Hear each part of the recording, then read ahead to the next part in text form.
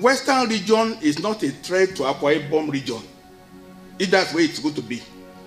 We already settled in the discussion that don't be afraid of a Western region, very big, Yorubas. The Igbos, very big. Anyone that can sustain itself without sharing. If I made the point to the governor of Osun State last 3 weeks, it's embarrassing for Yorubas to be coming to Abuja to be sharing money from Niger Delta. It's shameful. Very, very shy. I told him he was sitting down, governor for Osun State. If you don't get money from Abuja now, we are bankrupt in Yoruba land. That's what it is. I told him point blank in a meeting. So why must Yoruba be coming to Abuja to be sharing money belonging to Niger Delta? We are castrated. We should wake up. Whatever we consume, we should produce it. That's the bottom line. And it's very unfortunate, regrettable, that